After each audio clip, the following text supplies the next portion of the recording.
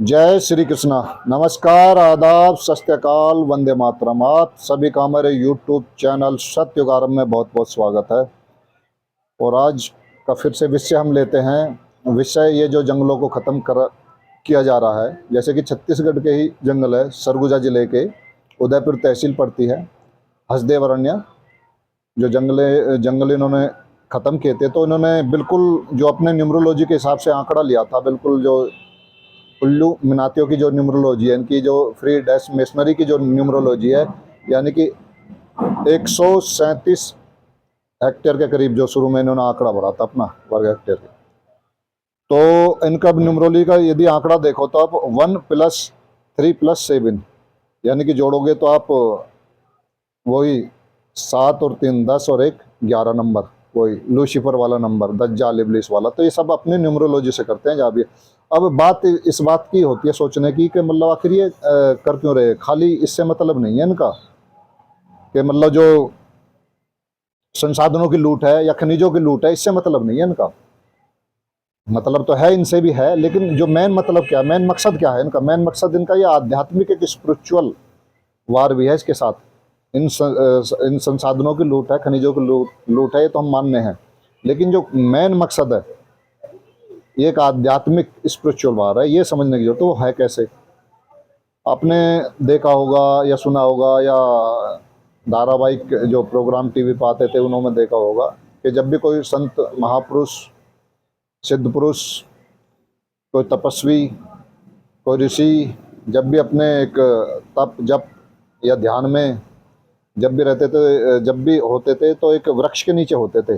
देखा होगा आपने, जब भी उन्होंने साधना की है तो एक वृक्ष के नीचे ही एक साधक ने साधनाएं की हैं। जैसे कि भगवान बुद्ध को ही देख लो, गौतम बुद्ध को, तो बोधि वृक्ष के नाम से एक वृक्ष मशहूर है, उसके नीचे ही उन्होंने अपनी जो भी साधनाएं, उनका मेडिटेशन, ध्यान वगैरह जो भी की थी, उसी के नीचे। तो इसका अर्थ क्या है? इसका अर्थ यह है कि यदि हम प्रकृति से जुड़ते हैं, जितने प्रकृति से जितने जुड़ के चलते हैं, यानी कि उनके संपर्क में जितने रहते हैं पेड़ पौधों के और उसके, यानी कि ऑक्सीजन का लेवल बढ़ता है। जितना ऑक्सीजन का लेवल बढ़ेगा तो समझो कि हमारी चेतना का स्तर भी ऊपर उठेगा। समझ गए ना? यानी कि high frequency high high frequency में हम जाएंगे। लो, और ये चाहते हैं कि हम लो फ्रिक्वेंसी में रहें। समझे ना? तो सारा खेल फ्रिक्वेंसी का ही है। चेतना का स्तर बिल्कुल ये डाउन करना चाहते हैं हमारा। तो ये मेन मकसद इनका यही है। जैसे ये बिल्कुल हमें लो, यदि हम जितना लो में रहेंगे फ्रिक्वेंसी में, चेतना का स्तर लो रहेगा, तो हम कलयुग में रहेंगे। कलयुग में इनका साम्राज्य तो बिल्कुल है निश्चित। जितना लो फ्रिक्वेंसी में आदमी रहेगा तो साम्राज्य इनका स्थापित रहेगा। यानी कि हजारों हजारों सालों से यही करते आ रहे हैं राज। अब इनकी जो वो है वो जाने वाली है, क्योंकि क्योंकि चेतना का स्तर एक नेचुरल तरीके से ऊपर उठने वाला है। क्या इसके वो तरीके हैं दो, वो हमने पहले अपनी पिछली वीडियो में बताए हैं, जो कि 26,000 साल का जो युगों का चारों का साइकिल होता है, उस पर भी बताया था। तो ये पीरियड है दो। जैसे एक बड़ा सन होता है सूर्य, एक छोटा, जब नज़दीक आते हैं तो एक मतलब एक चेतना का ऊपर स्तर ऊपर उठता है। तो ये सतयुग की तरफ है जो भी है। तो ये सारा खेल एक आध्यात्मिक है, आध्यात्मिक लड़ाई है। ये जो जंगलों को ख़त्म किया जा रहा है, यानी कि ऑक्सीजन के लेवल को जितना हमारा कम होगा ऑक्सीजन का लेवल, तो हमारी चेतना का स्तर उतना ही नीचे रहेगा। हम लो फ्रिक्वेंसी में लेंगे, लो वाइब्रेशन में लेंगे। हमारी वाइब्रेशन लो करना चाहते हैं ये। और इनका मेन जो हथियार है 4+1 GBS में, जो डिस्टर्ब करता है हमको बीच बीच में, जब ये बढ़ाते हैं उसको, तो नई नई लहरें आ जाती हैं। समुद्र के किनारे बैठे ही हैं हम, तो उनकी लहरें आ जाती हैं तथाकथित डैश पर, ये डैश बीमारियों की। तो चेतना का स्तर नीचे करने का, क्योंकि कंट्रोल इन्हीं के हाथ में है।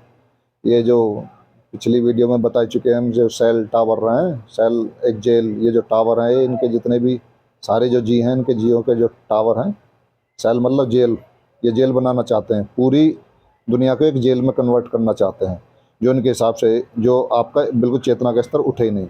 आपके विचारों को कंट्रोल करना चाहते हैं, आपके आपके चित्त को कंट्रोल करना चाहते हैं, आपकी आत्मा तक को कंट्रोल करना चाहते हैं, जिससे कि इन्हीं का साम्राज्य स्थापित रहे, इन शैतानों का।